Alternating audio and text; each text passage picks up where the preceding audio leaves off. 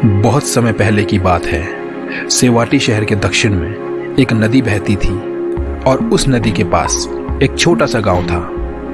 बुद्ध ने उस गांव में जाने का निश्चय किया और वहां पहुंचने पर वह वहीं नदी के किनारे एक पेड़ के नीचे बैठ गए। सभी ग्रामीण उनकी महिमा से प्रभावित हुए और उनके पास बैठ गए और उन्होंने श्रद्धापूर्वक बुद्ध से प्रवचन सुनाने को कहा। बुद्ध ने अपना प्रवचन शुरू किया। सभी लोग मंत्रमुग्ध होकर उनके प्रवचन को सुनने लगे। उसी गांव में एक सरिपुत्र नाम का युवक भी था। जब उसे पता चला कि उस गांव में बुद्ध आए हुए हैं, वह दौड़ा दौड़ा वहां के लिए निकला जहां बुद्ध बैठे हुए थे। जब वह वहां पहुंचा तो उसने देखा कि बुद्ध प्रवचन खत्म करके वहां से जा रहे थे।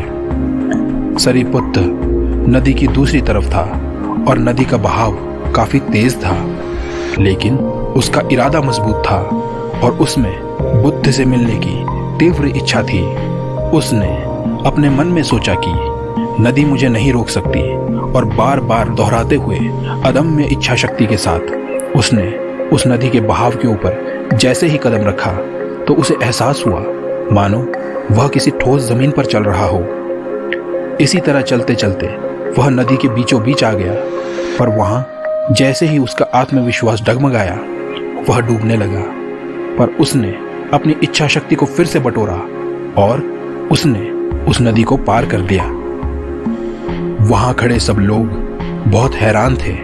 उन्होंने सरिपुत्र से पूछा कि उसने ये कैसे किया। उसने खुद ही हैरान अवस्था में गांव वालों को बताया कि मुझे नहीं पता, मैं तो बस तथागत से मिलना चाहता था और उनके प्रवचन सुनना चाहता था और मुझे पूरा विश्वास था कि मैं ये नदी पार कर जाऊंगा।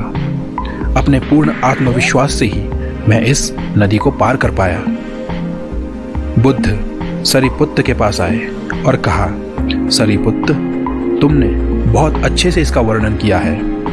फिर बुद्ध गांव वालों की ओर मुड़े और उन्होंने गांव वालों से कहा, जिस तरह सरिपुत्र ने अदम्य इच्छा शक्ति से इस नदी को पार किया, उसी तरह मानव भी अपनी इच्छा शक्ति से अपने विकारों का नाश कर सकता है। हमें भी अदम्य इच्छा शक्ति का प्रयोग करके इस दुनिया को बेहतर बनाना चाहिए और अपनी मोह रूपी बेड़ियों को तोड़ना चाहिए। दुनिया में हर चीज को पाना आसान है, बस जरूरत है खुद पर भरोसा रखकर कर्म करने की। सभी गांव वाले बुद्ध के सामने नतमस्तक हो गए। इस दुनिया में विश्वास ही सब कुछ है, फिर चाहे वो विश्वास अपने विचारों पर हो, अपनी क्षमताओं पर हो या फिर अपनी कामयाबी पर हो। जब तक आपको अपने ऊपर पूरा भरोसा है, तब तक आप इस कठिनाइयों रूपी नदी में नहीं डूब सकते।